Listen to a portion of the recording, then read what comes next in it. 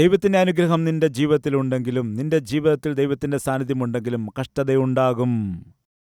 ദൈവം യോസേഫിൻ്റെ കൂടെ ഉണ്ടായിരുന്നു, എങ്കിലും യോസേഫിൻ്റെ ജീവിതത്തിൽ പരീക്ഷണം വന്നു. ദൈവം യോസേഫിൻ്റെ കൂടെ ഉണ്ടായിരുന്നു, എങ്കിലും യോസേഫിൻ്റെ ജീവിതത്തിൽ അപമാനം വന്നു, നിന്ദിക്കപ്പെടുവാനിടയായി, കുറ്റം ആരോപിക്കപ്പെട്ടു, കുറ്റക്കാരനായിപ്പോയി, കാരാഗൃഹത്തിൽ കിടക്കുവാൻ ഇടയായി. ദൈവം നിന്റെ കൂടെ ഉണ്ടെങ്കിലും ചില സന്ദർഭത്തിൽ നിന്റെ ജീവിതത്തിൽ അപമാനങ്ങൾ കടന്നുവരും. ചില സന്ദർഭത്തിൽ നീ മുറിവേൽക്കപ്പെട്ടേക്കാം, നിന്നെ വിറ്റുകളഞ്ഞേക്കാം. ഒരു കുറ്റവും ചെയ്തില്ല എങ്കിലും നീ നിന്ന വഹിക്കേണ്ടി വരും, കുറ്റം സഹിക്കേണ്ടി വന്നേക്കാം. എന്നാൽ കേൾക്കുക, നിന്നെ ഉന്നതമായ സ്ഥാനത്തേക്ക് കൊണ്ടുപോകാനായിട്ട് ദൈവം ഇവയെയും ചില സന്ദർഭത്തിൽ ഉപയോഗിക്കാനിടയാകും എന്ന വാസ്തവത്തെ മറന്നുപോകരുത്. നീ അനുഭവിക്കുന്ന നിന്ദകളാകട്ടെ, അപമാനങ്ങളാകട്ടെ, കഷ്ടതകളാകട്ടെ, നീ അറിയാതെ തന്നെ ഇവയെല്ലാം എന്തു ചെയ്യുന്നുവെന്ന് നിനക്കറിയാമോ? ഉന്നതമായ സ്ഥാനത്തേക്ക് നീ എത്തിച്ചേരേണ്ടതായ ആ ലക്ഷ്യസ്ഥാനത്തേക്ക് ചേർക്കുവാനാണ് ദൈവം ഇവ അനുവദിക്കുന്നത് എന്ന് മറക്കരുത്. ചേട്ടനും അനുജനും കൂടി ചേർന്ന് ഒരു നദിയുടെ തീരത്ത് കളിക്കുന്ന സമയത്ത് ആ അനുജൻ പേപ്പർ കൊണ്ട് നല്ലൊരു കളിവള്ളമുണ്ടാക്കി, പേപ്പർ കൊണ്ട് വള്ളമുണ്ടാക്കി വെള്ളത്തിലേക്ക് വെച്ചു. അത് ഓളത്തിൽപ്പെട്ട് അങ്ങോട്ടും ഇങ്ങോട്ടും ഉലയുന്ന സമയത്ത് അനുജൻ അത് കണ്ട് ഒരുപാട് സന്തോഷിച്ചു.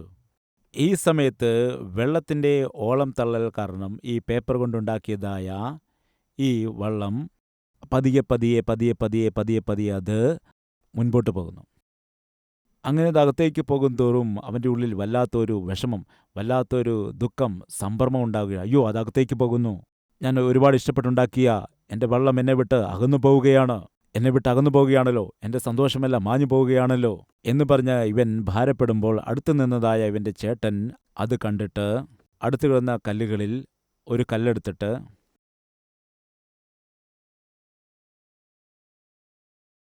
ഇങ്ങനെ ചെയ്യുന്നവരുണ്ടോ ഇല്ലയോ? അനുജൻ നിന്ന് കരയുമ്പോൾ പിന്നെയും കരയിപ്പിക്കുന്ന ചേട്ടന്മാരില്ലയോ? അനുജത്തി കരയുമ്പോൾ പിന്നെയും കരയിപ്പിക്കുന്ന ചേച്ചിമാരുണ്ടോ ഇല്ലയോ? തീർച്ചയായും അങ്ങനെയുള്ളവരുമുണ്ട്. ഇവൻ കല്ലെടുത്ത് എറിയുകയാണ്.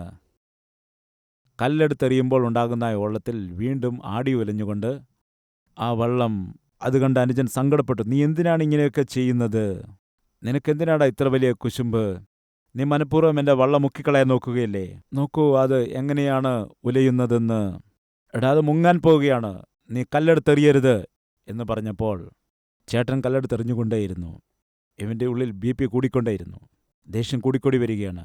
എടാ, എൻ്റെ വള്ളം നീ മുക്കിക്കളയരുത്, എന്തിനാടാ നീ ഇങ്ങനെ ചെയ്യുന്നത്? അത് മുങ്ങാൻ പോവുകയാണ്. ചേട്ടനത് വകവെച്ചില്ല, കല്ലെടുത്തെറിഞ്ഞുകൊണ്ടേയിരുന്നു, എറിഞ്ഞുകൊണ്ടേയിരുന്നു. ഇവനാണെങ്കിൽ ചേട്ടനെ വഴക്ക് പറയുന്നു. ചേട്ടൻ കല്ലെടുത്തെറിഞ്ഞുകൊണ്ടേയിരുന്നു, എറിഞ്ഞുകൊണ്ടേയിരുന്നു.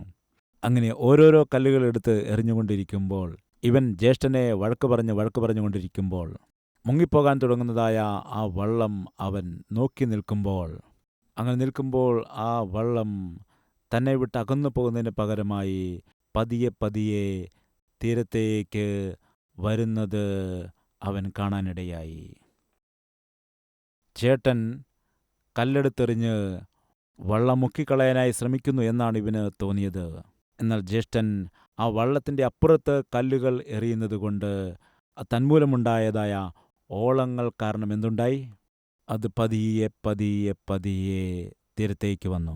ജ്യേഷ്ഠൻ എന്താണ് ചെയ്യുന്നത്? ദോഷം ചെയ്യുന്നില്ല, ദോഷമായിട്ടത് കാണപ്പെടുന്നു. എന്നാൽ ആ ദോഷമായി കാണപ്പെടുന്ന പ്രവൃത്തിയുടെ പിൻപിൽ നന്മ ഉണ്ട്. പ്രിയ സഹോദര, സഹോദരി, നിന്റെ ജീവിതത്തിൽ ദൈവം ചെയ്യുന്നത് പലപ്പോഴും നിനക്ക് ദോഷമായിട്ട് തോന്നിയേക്കാം. ദൈവം നിന്നെ മുറിവേൽപ്പിക്കുന്നതായിട്ട്, നിനക്ക് ദോഷകരമായിട്ട്, നിനക്ക് പ്രതികൂലമായിട്ട്, നിനക്ക് എതിരായിട്ട് സകല പ്രവൃത്തികളും ചെയ്യുന്നതായി നിനക്ക് തോന്നാം. ദിനംതോറും നിന്റെ സന്തോഷം നഷ്ടപ്പെട്ടു പോകുന്നതായിട്ട്, നിന്റെ അനുഗ്രഹമില്ലാതെ പോകുന്നതായിട്ട് നിനക്ക് തോന്നലുണ്ടായേക്കാം. എന്നാൽ ദൈവം തൻ്റെ മഹാജ്ഞാനത്താൽ ദോഷമായി കാണപ്പെടുന്ന അന്തരീക്ഷത്തെയും നിനക്ക് അനുഗ്രഹമാക്കി മാറ്റുവാനാണ് അവനത് അനുവദിക്കുന്നത് എന്ന വാസ്തവത്തെ മറക്കരുത്. യോസേഫിന് തൻ്റെ ജ്യേഷ്ഠന്മാർ ദോഷം ചെയ്തു, എന്നാൽ ദൈവം ആ ദോഷത്തെ അവൻ്റെ അനുഗ്രഹമാക്കി മാറ്റി.